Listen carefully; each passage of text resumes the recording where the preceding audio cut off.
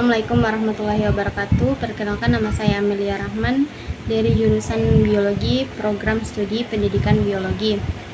Baik, di video kali ini saya akan menjelaskan tentang hukum Islam, masalah kontemporer, pajak, dan fikih lingkungan.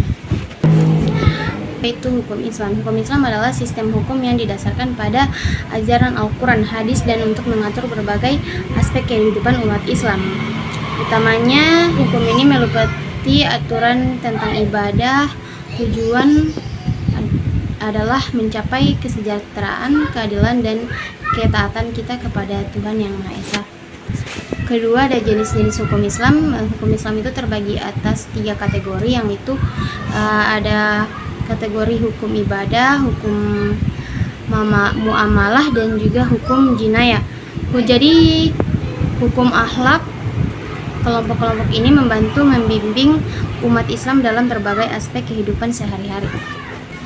Yang ketiga adalah masalah kontemporer dalam fikih lingkungan. Pengolahan sumber daya alam, yaitu adalah penafsiran mengenai tanggung jawab umat Islam dalam menjaga dan melestarikan lingkungan. Terus ada seperti pengelolaan air dan tanah secara berkelanjutan. Terus nomor 2 ada pencemaran dan sampah.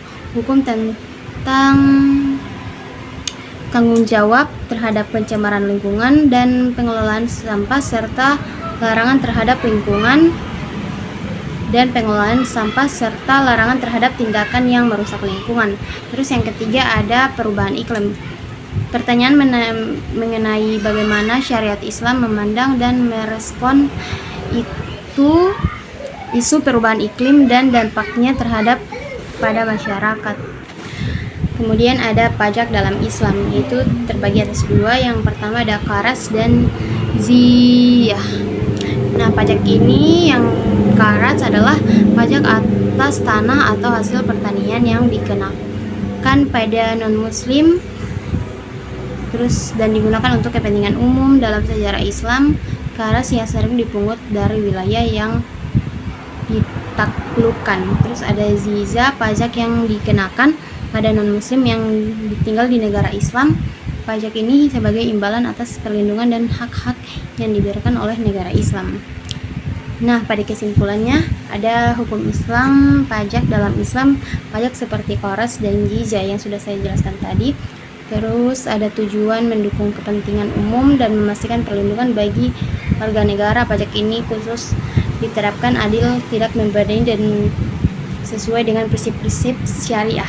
Terus secara keseluruhan, baik pajak dan maupun fikih lingkungan dalam Islam menekankan keadilan, tanggung jawab sosial, dan jizya. Baik, terima kasih. Itu saja dari saya. Wabillahi taufiq wal hidayah. Assalamualaikum warahmatullahi wabarakatuh.